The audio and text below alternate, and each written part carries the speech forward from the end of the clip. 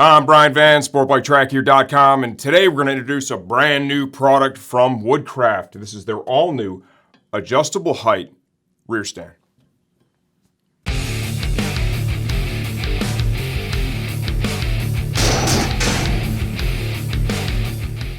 This stand is available in 3 different versions, right? You can see right now we've got spooled adapters on the top. Pad style, right? This would be for a bike where you don't have swing arm spools. You're going to lift it just by the swing arm, so pad style. And then if you're hitting the track, right, and you want to get a little more racy, a little more factory team-esque, Eric came up with some superbike lifters. You'll mount to your bike, right? This is for the R1. And then there is GP style superbike that interacts with the lifters that he is making for various bikes. These are 3 different stands at the end of the day, okay? It's either the spooled, the superbike, or the pad. Under $150. Made in the USA, kick-ass quality, super sturdy. We're gonna run you through this whole thing. I'm gonna show you how it lifts the bike with each of the varieties. We'll talk about adjusting, but let's just kind of cover the quality first and what he put into this and that separates it from the competition. Now we're going to talk about what makes this stand different. You already heard when I said the title, adjustable height rear stand. That's new. You don't really see that, okay? Quality, made in the USA. This thing is put together really well. Eric was shooting for, we've been talking about this project for months now. He's been working on this a long time, a lot of prototypes he's went through. And remember, he rides, he races, runs a riding school as well.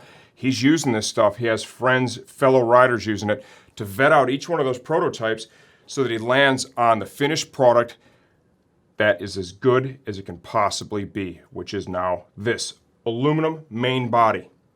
We've got a couple of hooks here. These are going to hold an axle blocks, maybe the nuts, so it's not laying in the ground when you're changing a tire at the racetrack, okay? The uprights are steel.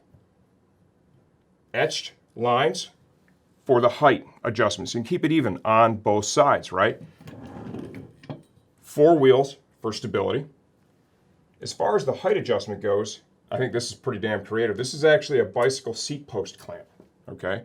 We all know those stand lots of cycles, very strong. That's used at the top. We've got a spring-loaded pin. There's a hole in the upright itself, lines up, boom, with all this, and pull this out. It's a pretty tight fit, right? Which is, he said, he shot for that. He wanted the tolerances tight. You're not going to be adjusting this up and down all the time. You're going to do it once, maybe twice, and that'll be the end of it. You can see here, there is a groove machined in. You see all the holes to line up with the pin. Now, if you look at the axle for the 2 wheels, that passes through the tube. This, in turn, slides over that, locks it in place so it can't rotate, okay? So you have 3 different things holding it all together so you get a really solid feel with it. Okay, why do you need adjustable height? Let's talk about that. When you're at the track, or even working in your garage, you realistically only need to be able to lift the bike so high, right? So if you have the ability to adjust that, remember, we have variables in play now. You have a taller tire in the rear, right? That brings the spools up even higher, okay? If you have a smaller tire, say a 180 to a 200, that changes that as well. You realistically only need the rear tire off the ground about yay much, enough to get the tire warmers through without rubbing them all over the ground, that kind of stuff.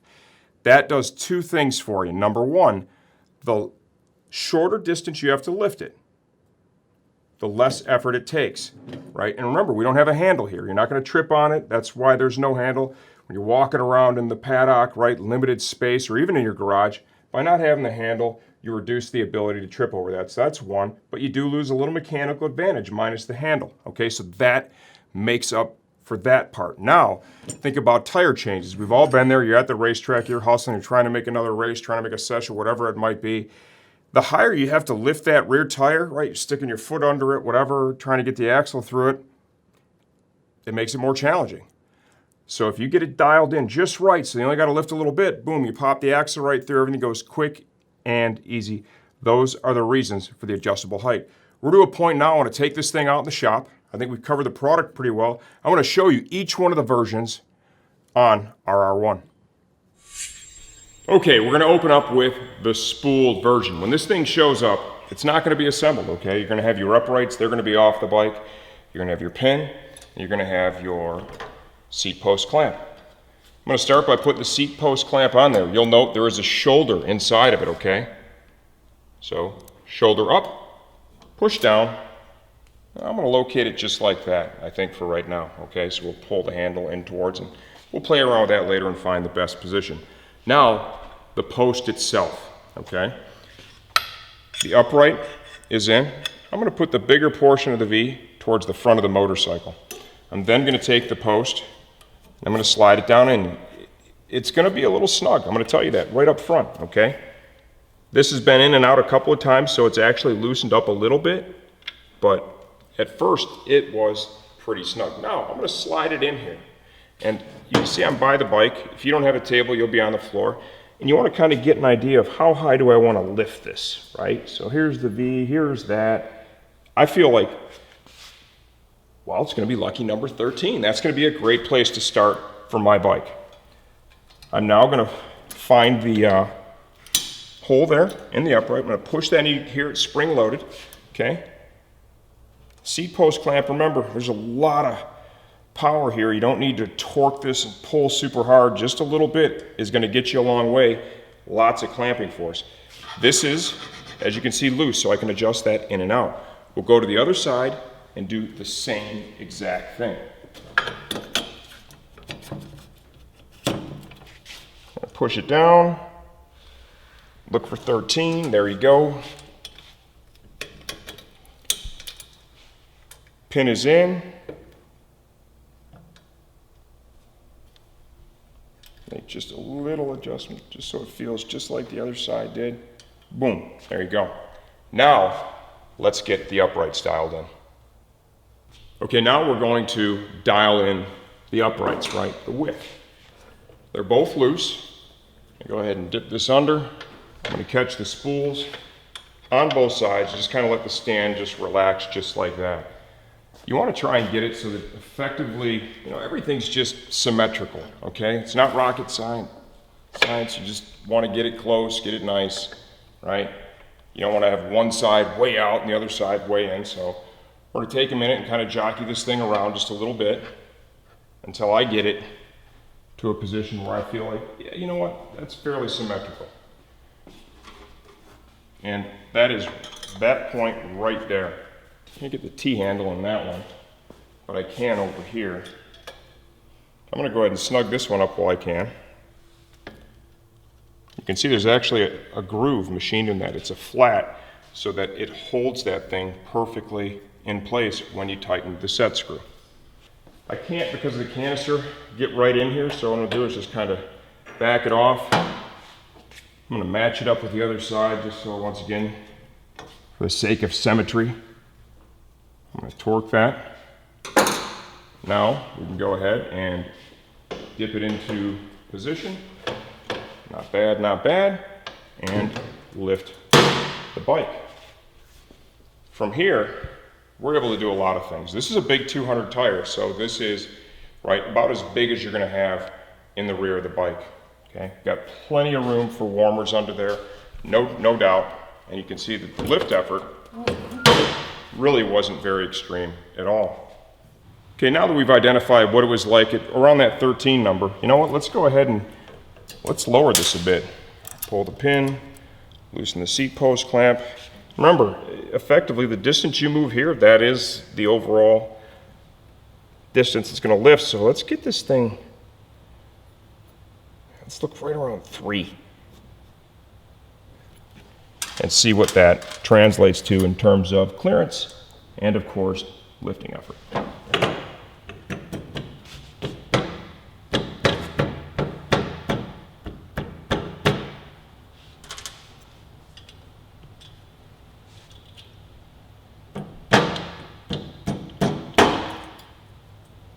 Okay, we've lowered it quite a bit. Now let's see what, wow.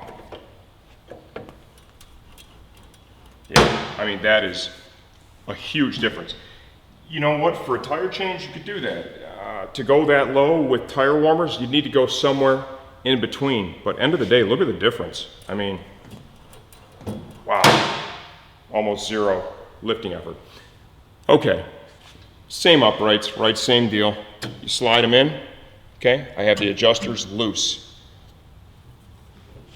This is a little tricky on the R1. This would not be a bike you would do this with. I'm gonna tell you that right from Jump Street, okay? This motorcycle, the way it's set up with the ABS on the rear, and you've got that sensor in here, that's going to interact with this, right, with the length of that. This is definitely a superbike style and or spooled style. So what we're going to do is we're just going to lift it a little more towards the rear, okay? This is not what you would normally do.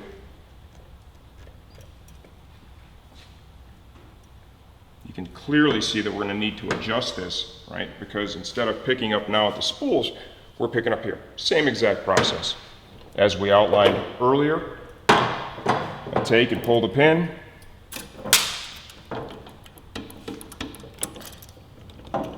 Snug fit, so expect that, right? And we're going to want to be more towards the top here.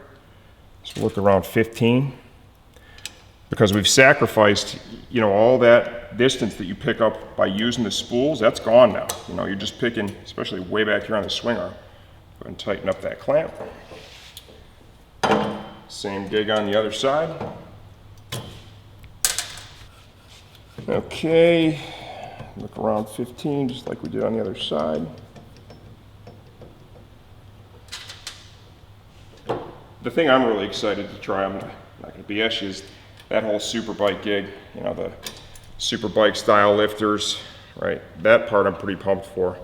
This, the pad part, I think this is really something, that an option that not a lot of folks are going to jump for, but still, if you're doing stands, you got to have it. This kind of gets your width, same thing. And pick your spot. So this is going to be for the type of bike with no spools, no ability to use superbike lifters, right? Where you're lifting just the swing arm. And you can see it does that just as well as it did the spool. Okay, now let's get the uprights in the superbike lift style adjustable height rear stand. Okay, what I want to do is I want to first get them lined up, okay, with the axle for the wheels, and started around 15. I'm going to put them both in so that they're not actually secured yet. And what I want to pick a starting point, you know.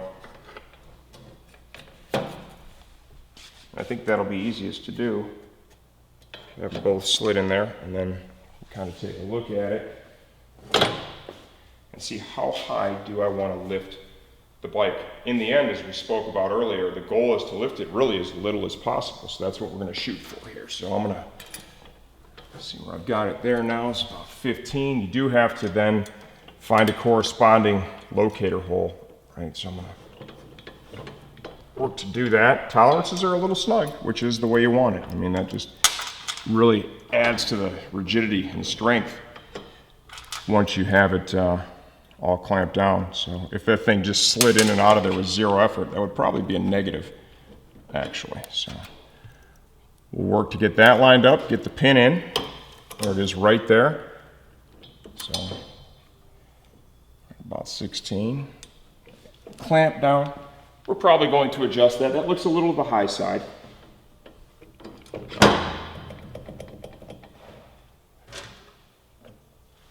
This would be a great way too to once again show you the lift effort difference.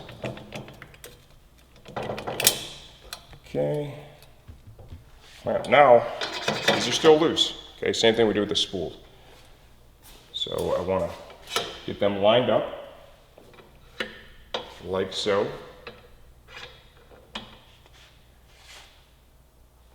Symmetry here should be your goal. Right, you want it to look nice and even. It'll function better that way too. Try and get that lifter dead in the middle, right? Is where you want it. You know, that way when you're at the track, you're a little tired, you don't have to be super precise, right, with your placement of the stand when you're trying to get the bike off the ground. So We're gonna get those dialed in, get them so they look even. On this side over here, it's kind of tough with the canister. I can't get in there and snug that. So we'll start by snugging this one up, and then I'll pull the stand back.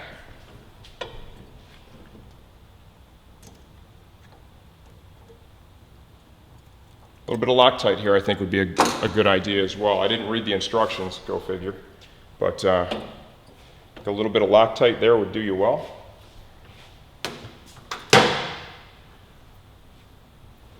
It's actually not bad. It's not bad at all. The height is good, right? That's going to be darn near perfect. Remember, I've got a big 200 Pirelli on here right now, okay? So I try it with my tire warmer, see if I dig the clearance. If I don't, then what I'll do is I'll go up one more. But you can clearly see the lifting effort was very minimal. Now, functionality. The ability here to slide an axle right over it. Axle blocks, if you have axle blocks or the axle nut, right, the endurance cup from Driven, whatever, that stuff can all slide over these pins and just kind of hang out so it's not laying on the ground. Stability, you know, that is one of the Achilles heels of any multi-part stand. So what I want to do now is I'm going to drop this thing down. I want to sit on the bike. I want to see what it feels like. Okay, to fairly test stability, the right way to do it, it's not on the table. The front wheel's in a clamp. That's not going to work. Right, so off the table we are. Start off with the lifting effort. These are the Superbikes. Wow. Okay. That's about as easy as it gets.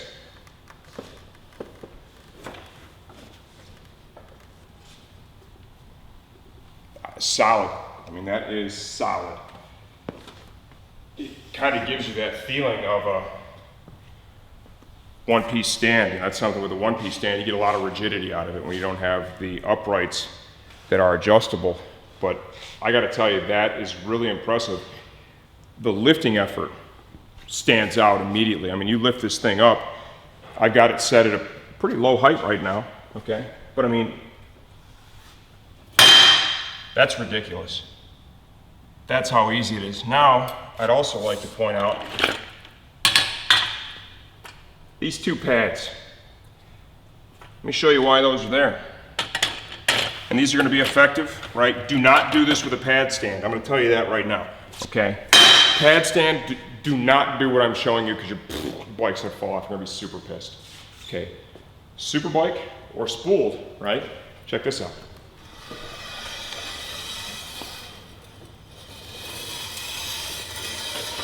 Got to move it around in the shop. No problem. Those pads are on there for two reasons. One, right, so that when you do that, because everybody does it, if you're at the racetrack, people just do it. If you have the whole handle of the stand dragging around, guess what? You're going to screw the handle of the stand up. So Eric, a long time ago, even with his previous gen stands, he welded those little skid pads on there. It makes it easier to move, and they do not wear through. When I say do not, I mean if you drag it around for 20 years, maybe the thing wears through, okay? But with normal wear and tear, all it's going to do is slide a lot easier. So, in closing, what do I think of the brand new Woodcraft adjustable rear stand? I'm impressed. He did a great job. He made it in the US, and that shows when you look at it. You look at the quality of the welds, the machining, the way everything came together, the components into it. Excellent job. What I like about this, what I really dig about it is he didn't just, hey, let's go look at a pit bull stand and let's just make that and put, he doesn't roll that way. He wanted to make something that was his and it was better than his previous generation, and I got to tell you, he knocked it out of the park. This is a great stand with lots of options. It definitely really serves racers and riders well. Look for it on our site, the all-new Woodcraft adjustable rear stand.